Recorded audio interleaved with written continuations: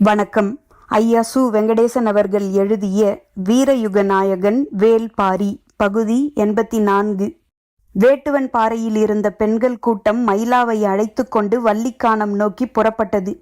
கூத்துக்களத்தில் இசைக்கருவிகளை இசைக்கக்கூட ஆண்கள் யாருக்கும் அனுமதி இல்லை. எல்லாவற்றையும் பெண்களே இசைக்க வேண்டும்.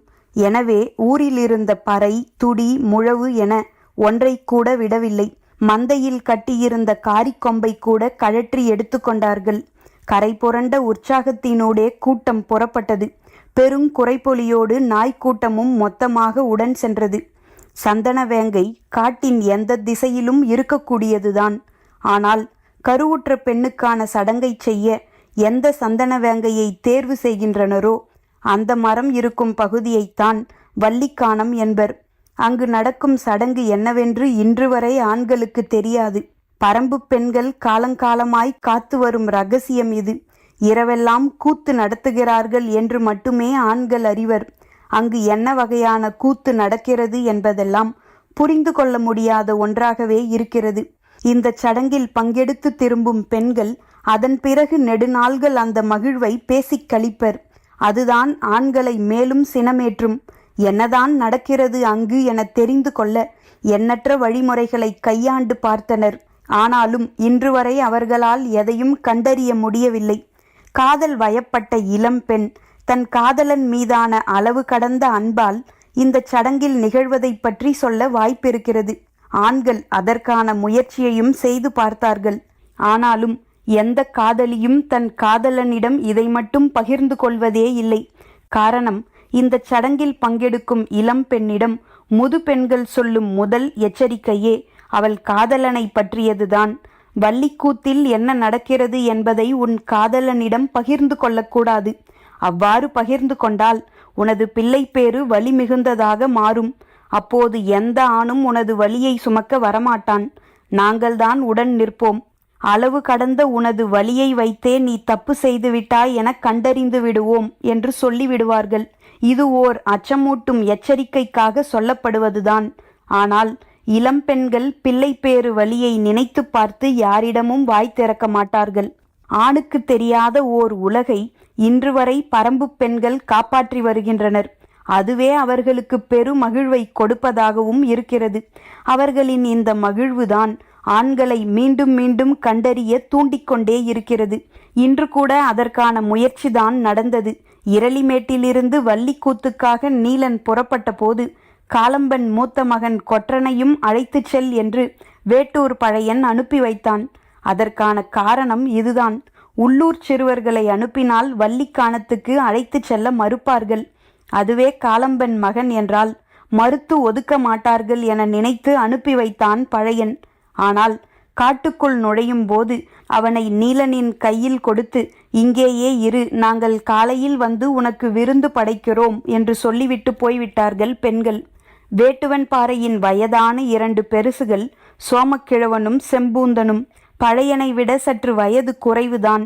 ஆனால் மலைப்பாறைகளில் உருண்டதால் நடமாட்டம் வேகமாக தளர்ந்துவிட்டது.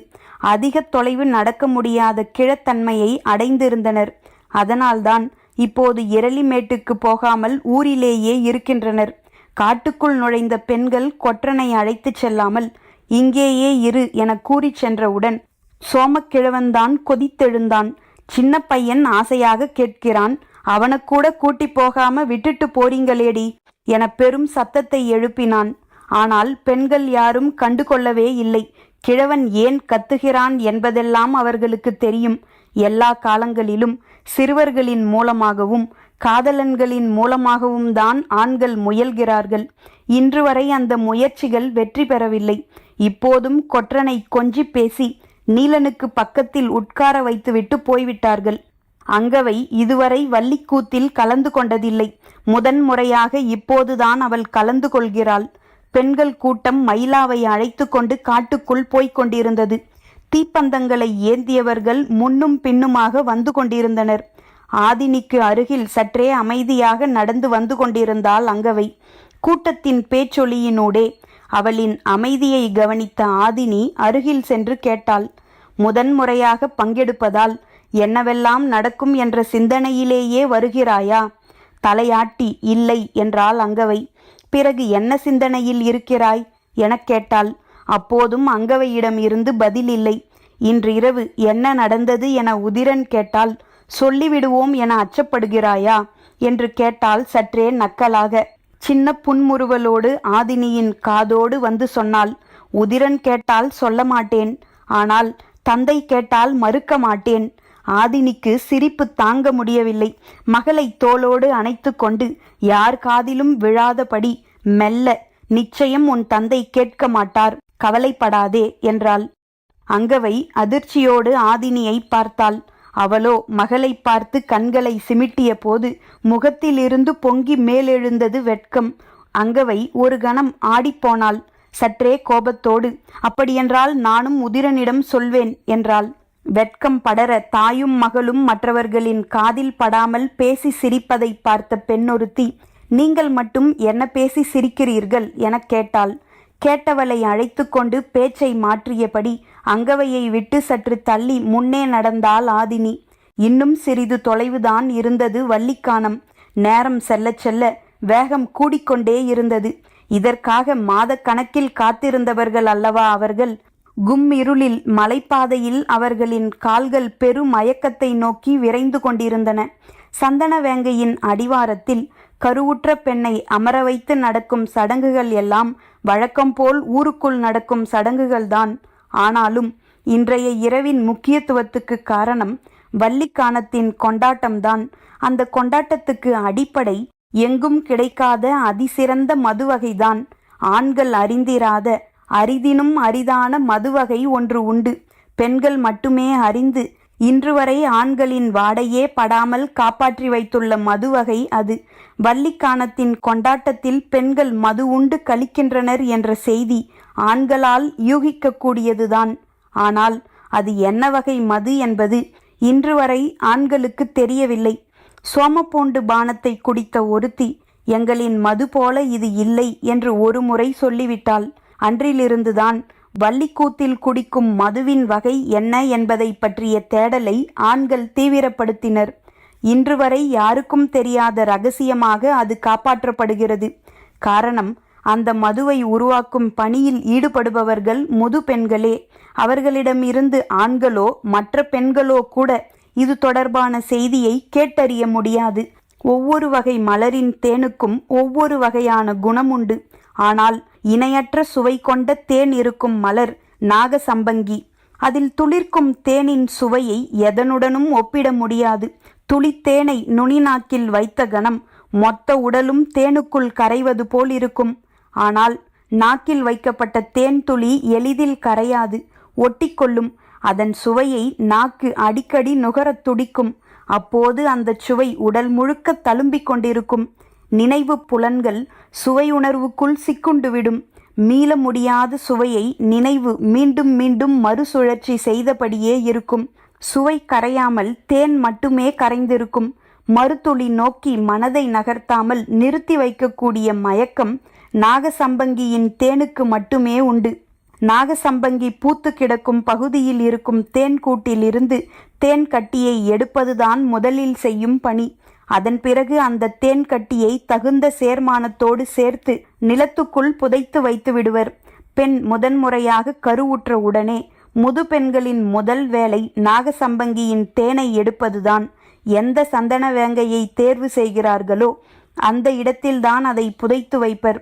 4 முதல் 5 மாதம் மண்ணுக்குள் இருக்கும் தேன் கட்டி நுரை துளிர்த்து சுவை இறுகி உறைந்திருக்கும். ஒற்றை துளியிலே மனிதரை கரைக்கக்கூடிய தேன் இப்போது தேரலாக உருத்திரண்டிருக்கும். இதன் துளி நாக்கில் பட்ட கணம் தேள் கொட்டியதைப் போல சுர்ரென ஒரு கார மயக்கம் உச்சந்தலைக்கு ஏறும். கன நேரம் கண் கட்டி அவிழும். அதன் பிறகு நிகழ்வதை நினைவில் தங்க வைக்க யாராலும் முடியாது. இன்றைக்கு சந்தனவேங்கையின் அடிவாரத்தில் அமர வைக்கப்பட்ட மயிலா முதல் மிடரு குடித்ததிலிருந்து தொடங்கியது வள்ளிக்கூத்து. 6 வகையான துடிகளை அடித்து ஆண்களால் அறியவே முடியாத மதுவின் சாரமேற்றி பெண்களின் கூட்டம் ஆடத் தொடங்கியது. நேரம் ஆக ஆக துடியின் ஓசையும் பறையின் அதிர்வும் முழவின் சத்தமும் காட்டை உலுக்கின. பெண்கள் தங்களின் ஆதி ஆட்டத்தை நிலம் பிளக்க ஆடினர். வேட்டுவன் பாறையில் இருந்த ஆண்கள் துடியின் ஓசை கேட்டு காரமலையின் வடபுறம் நோக்கி ஏக்கத்தோடு பார்த்திருந்தனர். பொழுது நள்ளிரவை நெருங்கவில்லை. ஆனால் அதற்குள் ஆட்டம் தொடங்கிவிட்டதை இசைக்கருவிகளின் ஓசை சொல்லியது. செம்பூந்தன் சொன்னான், அது என்ன தேரல்னு இன்னைக்கு வரைக்கும் தெரியல. எந்த ஆம்பளையினாலும் கண்டுபிடிக்க முடியல.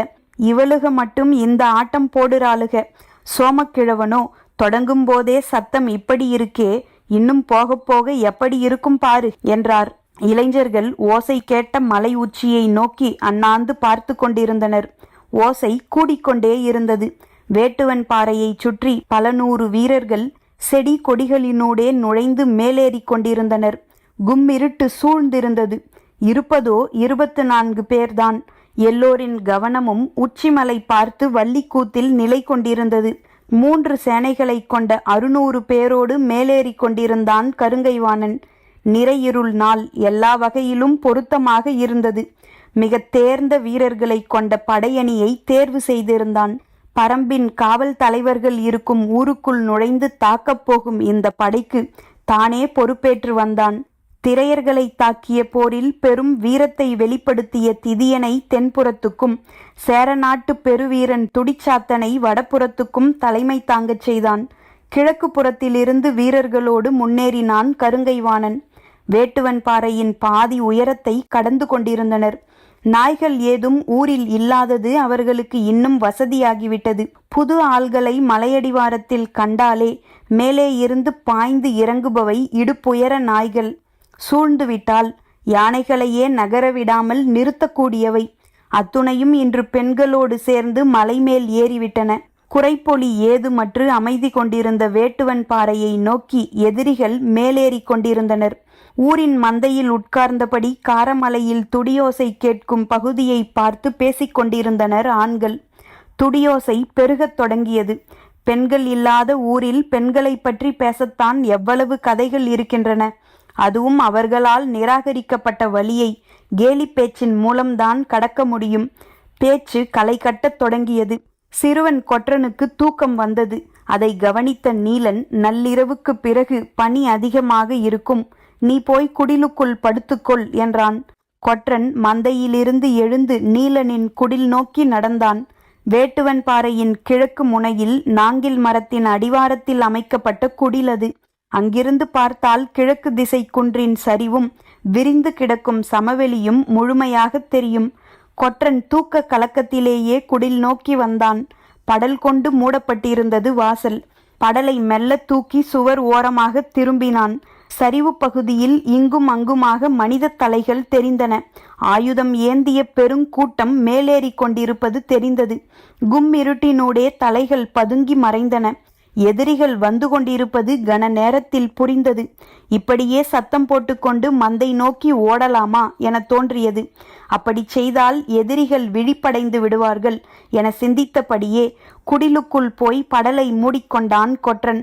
ஒரு கணம் சிந்தித்தவன் சட்டென குடிலின் மேற்புற கூரையை ஆள் நுழைவதற்கு ஏற்ப பிரித்தெடுத்தான். நாங்கில் மரத்தின் கிளைகள் குடில் மேல் படர்ந்திருந்தன. கூரையினுள் நுழைந்து கிளையின் மேல் ஏறினான். மரங்கள் ஒன்றுடன் ஒன்று நெருங்கி பின்னிக் கிடந்தன. கொப்புகளின் வழியே ஊர்ந்து கடந்தவன் கண்ணிமைக்கும் நேரத்தில் 3ஆம் மரத்தின் அடிவாரத்தில் தரையில் குதித்தான். யாரோ மரத்திலிருந்து குதிப்பது போல் இருக்கிறதே என்று மந்தையில் இருப்பவர்கள் திரும்பி பார்த்தனர். பதறிப்போய் ஓடி வந்தான் கொற்றன். இப்படி ஒரு நள்ளிரவில்தான் தன்னுடைய ஊர் எதிரிகளால் சுற்றி வளைக்கப்பட்டது. மக்கள் எல்லோரும் கொன்று குவிக்கப்பட்டனர். மந்தையில் வைத்து ஊரே வெட்டி சாய்க்கப்பட்ட கொடுமையை நேர்கொண்டு பார்த்தவனுக்கு இப்போது உடலெல்லாம் நடுங்கியது. பேச வார்த்தை எழவில்லை. ஏதோ விலங்கை பார்த்துதான் அஞ்சி ஓடி வந்துள்ளான் என முதலில் நினைத்தனர். அஞ்சாமல் சொல், எதை பார்த்தாய் என நீலன் கேட்டதற்கு மேலேறி கொண்டிருக்கும் எதிரிகளை பற்றி சொன்னான் கொற்றன். மந்தையில் இருந்தவர்கள் சரிவு நோக்கி பாய்ந்து சென்றனர். 3 புறங்களிலும் எதிரிகள் மேலேறி கொண்டிருந்தனர். சத்தமின்றி நீலன் கையை காட்டி ஏதோ சொன்னான். வீரர்கள் சிலர் வீடுகளுக்குள் இருந்த ஆயுதங்களை எல்லாம் வெளியே எடுத்து வந்தனர். புங்கன் தென்புறச் சரிவில் மேலேறும் எதிரிகளை பார்த்தான். சோமக்கிழவன் வலதுபுறச் சரிவை பார்த்தான். கிழக்கு திசை முனையிலிருந்து முப்புறமும் பார்த்தான் நீலன். வந்து கொண்டிருப்பது பெரும் எண்ணிக்கையிலான படை என்பது தெரிந்தது. 24 பேர்தான் இருக்கிறோம். அதில் பாதிப்பேர் வயதான கிழவர்கள். அதற்கு தகுந்த தாக்குதல் உத்திகளை கடைபிடிக்க வேண்டும் என்று சிந்தித்தபடியே ஊரின் நடுப்பகுதிக்கு ஓடி வந்தான். மற்ற திசையில் பார்த்து கொண்டிருந்தவர்களும் நீலனின் மெல்லிய சீழ்க்கை ஒலி கேட்டு ஒன்று கூடினர். பேசுவதற்கான நேரமில்லை. வேட்டுவன் பாறையின் மீது எதிரிகள் ஏறிவிடக்கூடாது. 3ஆக பிரிவோம். எல்லா வகையான தாக்குதல் உத்திகளையும் பயன்படுத்துங்கள் என்றான் நீலன். குவிக்கப்பட்டிருந்த ஆயுதங்களை எடுத்துக்கொண்டு 3 திசைகளிலும் தாக்க ஆயத்தமானார்கள். கருங்கைவாணனின் படை மிக கவனமாக மேலேறிக் கொண்டிருந்தது. இப்போது வரை யாரும் நம்மை பார்க்கவில்லை என்ற எண்ணத்தில்தான் அவர்கள் வந்து கொண்டிருந்தனர். நீலனின் குடிலுக்கு சற்று கீழ்முனையில் பெரும் பாறை ஒன்றை யாரோ நகர்த்துவது போல் தோன்றியது. மேலே ஏதோ சத்தம் கேட்பது போல் இருக்கிறதே என உணர்ந்த கருங்கைவாணன் அண்ணாந்து பார்த்தான். பெரும் பாறை ஒன்று மெல்ல உருளத் தொடங்கியது. மேலேறிக் கொண்டிருந்த எதிரிகள் சத்தம் கேட்டு மிரண்டு பார்க்கும்போது பாறைகள் ஒன்றுக்கு அடுத்து ஒன்றாக உருளத் தொடங்கின. உருளும் பாறைகள் நேர்கோட்டில் இறங்குவதில்லை. எந்த திசையில் நெளியும் என கணிக்க முடியாததால் வீரர்கள் எங்கும் தெரித்து சிதறினர். இருட்டு ஒன்றின் ஓசையை இன்னொன்றுக்கு மாற்றி காட்டக்கூடியது. எனவே பாறைகள் எல்லா பக்கங்களும் உருளுவது போல் உணர்ந்தனர். எதிரிகள் தாக்கத் தொடங்கிவிட்டார்கள் என தெரிந்ததும் எதிர்த்தாக்குதல் நடத்த உத்தரவிட்டான் கருங்கைவாணன். ஆனால் உருளும் பாறைகளிலிருந்து தங்களை காத்து கொள்வதே வீரர்களுக்கு முதல் நிலை பணியாக இருந்தது. ஆங்காங்கே பொருத்தமான இடங்களில் நிலை கொண்ட பிறகே எதிர்த்தாக்குதலை தொடங்கினர். 3 திசைகளிலிருந்தும் வேந்தர்களின் படைகள் தாக்குதலை தொடங்கின. சிறிது நேரத்திலேயே மேலிருந்தும் ஆயுத தாக்குதல் தொடங்கியது. அம்புகளும் ஈட்டிகளும் இணையற்ற வேகத்தோடு காற்றை கிழித்து கொண்டு இறங்கின. இருட்டில் எந்த திசையிலிருந்து ஆயுதங்கள் வருகின்றன என தெரியாததால் வேந்தர் படை தற்காத்து கொள்ள மிகவும் திணறியது. மேலிருந்து தாக்குபவர்களின் வேகம் எண்ணி பார்க்க முடியாதபடி இருந்தது. அம்புகளும் ஈட்டிகளும் இறங்கினாலும் பாறைகளும் ஆங்காங்கே உருண்டு கொண்டுதான் இருந்தன. பாறைகளை உருட்டுவதால் எதிரிகளை அதிக அளவில் கொன்றுவிட முடியாது. ஆனால் மேலேறி கொண்டிருப்பவர்களுக்கு பெரும் அச்சத்தை உருவாக்கலாம். எப்போது எந்த பாறை உருளுமோ என ஒவ்வொரு பாறையையும் பார்த்து பார்த்து அஞ்சியே முன்னோக்கி நகர முடியும். எரியம்புகளை பயன்படுத்த வேண்டாம் என்று நீலன் உத்தரவிட்டான். குறைவான வீரர்களே இருக்கிறார்கள் என்பதை அது காட்டிக் கொடுத்துவிடும் என்பதால் அவ்வாறு சொன்னான். வடக்கு புற சரிவில் தாக்குதலை நடத்தி கொண்டிருந்த சோமக்கிழவன் வீரன் ஒருவனை அந்த திசையின் உச்சியில் இருக்கும் மரம் ஒன்றில் ஏறச் சொன்னான். அதே போல இன்னொருவனை மறுவிளிம்பில் இருக்கும் மரத்தில் ஏறச் சொன்னான். மற்றவர்கள் அம்புகளையும் ஈட்டிகளையும் எரிந்து கொண்டிருந்தனர். 2 கிழவர்களை வைத்துக்கொண்டு பாறைகளை நகர்த்தி தள்ளி கொண்டிருந்தான் கொற்றன். அவனது வெறி கிழவர்களையும் தினவோடு இயங்க வைத்தது. சரிவுகளில் இருக்கும் பாறைகள் எல்லாம் அடப்பு கொடுத்து செருகப்பட்டிருந்த சிறு கற்களால் தான் நின்று கொண்டிருந்தன. எந்தெந்த பாறைக்கு எப்படியெல்லாம் அடப்பு கொடுக்கப்பட்டுள்ளது என்பது கிழவர்களுக்குத்தான் நன்கு தெரியும். கும்மிருட்டில் கூட சரியான முறையில் அடப்புக்கல்லை ஈட்டியால் குத்தி நகர்த்தினார்கள். அடப்பை நகர்த்துவதும் அதற்கேற்ற கோணத்தில் பாறையை அசைப்பதும் மிக தேர்ந்தவர்களால் மட்டுமே எளிதில் செய்ய முடியும். பெரு வீரனால் கூட நகர்த்த முடியாத பாறையை 2 கிழவர்கள் எளிதில் நகர்த்துவார்கள். யானைகளின் உச்சந்தலை கும்பம் போல பருத்த 2 தோள்கள் திரையர்களுக்கு தோன்ற காரணம் குழந்தை பருவத்திலிருந்தே பாறைகளுடனான அவர்களின் பழக்கம்தான். திரையர்குடியின் இளம் வீரனான கொற்றன் பாறைகளின் குழந்தை. கிழவர்கள் சொல்ல சொல்ல தோளால் முட்டி எம்பினான் பாறைகளை. தாக்குதல் தொடங்கியவுடன் பெரும் கூச்சலிட்டபடி வேந்தனின் வீரர்கள் அங்கும் இங்குமாக சிதறி தற்காப்புக்கு ஏதுவான இடங்களில் நின்று கொண்டு அதற்கு ஏற்பவே எதிர்த்தாக்குதலை தொடுத்தனர். இந்த நிலையில் நமது தாக்குதலை தீவிரப்படுத்தாமல் கிழவன் ஏன் மரம் ஏறச் சொல்கிறான் என சிந்தித்தபடியே இருவர் வேக வேகமாக மரத்தில் ஏறினர். அதில் ஒன்று தனக்கு மரம், இன்னொன்று அகில் மரம். 2ம் முருங்கையைப் போல வலிமையற்றவை. சொல்லும் இடத்தில் வேல் கம்புகளால் குத்தி காலால் மிதித்து கிளைகளை ஒடி என்றான் கிழவன். அவ்வாறே வேல் கம்புகளால் குத்தியும் அமுக்கியும் பெரும் பெரும் கிளைகளை மடார் மடார் என ஒடித்து சரித்தனர் வீரர்கள். மேலேறிக் கொண்டிருந்த வேந்தர் படை மிரட்சிக்குள்ளானது. பெரும் பெரும் மரங்களையே கனப்பொழுதில் சாய்த்து கொண்டிருக்கிறார்கள். ஏது செய்ய போகிறார்களோ என எதிரிகள் மிரண்டு நின்றனர். எதிரிகளின் வடக்குப்புற படைக்கு தலைமையேற்ற துடிசாத்தன் வீரர்கள் முன்னேறுவதை நிறுத்தி தற்காத்து நில்லுங்கள் என்று ஆணையிட்டான். இருட்டுக்குள்ளிருந்து அம்புகள் பாய்வதும் ஈட்டிகள் இறங்குவதும் பாறைகள் உருள்வதுமாக இருக்க, இப்போது மரங்களை உருட்டியோ எரிந்தோ தாக்கப் போகிறார்கள் என நினைத்து திகிலடைந்து நின்றது வலப்புறப்படை. கிழக்குப்புறம் நீலனின் தாக்குதல் எதிரிகளை நிலைகுலையச் செய்தது. மேலிருந்து எரியப்படும் ஈட்டிகள் பாறைகளில் பட்டு தெறிக்க தீப்பொறி விடாது பறந்து கொண்டே இருந்தது. தனது வேகத்தை எக்காரணம் கொண்டும் குறைத்து கொள்ளக்கூடாது என உறுதியோடு இருந்தான் கருங்கைவாணன். தாக்குதலை சற்று நிறுத்தச் சொன்னால் கூட வீரர்களுக்கு பின்வாங்கும் மனநிலை உருவாகிவிடும். எனவே என்ன இழப்பு வந்தாலும் விடாது முன்னேறச் சொல்லி பேரோசை எழுப்பிக் கொண்டிருந்தான் கருங்கைவாணன். ஆனால் மேல்நிலையிலிருந்த நீலன் தலைமையிலான வீரர்களின் தாக்குதலை மீறி மேலேறுவது எளிய செயல் அல்ல. கருங்கைவாணன் எவ்வளவு கத்தினாலும் அவனது படை சற்று பதுங்கியே நின்றிருந்தது. அனைத்து திசைகளிலும் ஆவேசமிக்க தாக்குதலை மேலிருந்து நடத்தி கொண்டிருந்தனர். தங்களை பன்மடங்கு காட்டிக்கொள்ள ஒவ்வொரு வீரனும் இணையற்ற வேகத்தோடு இயங்கிக் கொண்டிருந்தான். ஆனால் தென்புறத்தில் வேந்தர் படைக்கு திதியன் தலைமையேற்று வந்து கொண்டிருந்தான். அவனது வேகத்தை தடுத்து நிறுத்த முடியாமல் திணறியது புங்கனின் தலைமையிலான படை. சிறிது நேரத்தில் சீழ்க்கை அடித்தபடி ஊரின் நடுப்பகுதிக்கு ஓடி வந்தான் புங்கன். கன நேரத்தில் சோமக்கிழவனும் நீலனும் வந்து சேர்ந்தனர். அவர்கள் மேலேறிக் கொண்டிருக்கிறார்கள். நம்மிடம் மிக குறைவான வீரர்களே இருக்கிறார்கள். சற்றே பின்வாங்கி காரமலையில் ஏறிவிட்டால் அவர்களால் ஒன்றும் செய்ய முடியாது என்றான். அவன் சொன்னதை கேட்டு கோபத்தோடு கத்தினான் நீலன். நம்மை ஒன்றும் செய்ய முடியாது. ஆனால் கூத்தோசை கேட்கும் வள்ளிக்கானம் நோக்கி எதிரிகளின் படை போனால் நிலைமை என்னவாகும் என நினைத்தாயா? அப்போதுதான் ஆபத்தை உணர்ந்தான் புங்கன். அப்படியென்றால் உடனடியாக காரிக்கொம்பு ஊதச் சொல்லி செய்தியை தெரிவிக்கலாமா என புங்கன் கேட்டு முடிக்கும் முன் சோமக்கிழவன் சொன்னான், நான் அப்போதே அதற்கான முயற்சியை செய்துவிட்டேன். பெருங்காரிக்கொம்புகளை எல்லாம் எடுத்து கொண்டு போய்விட்டார்கள்.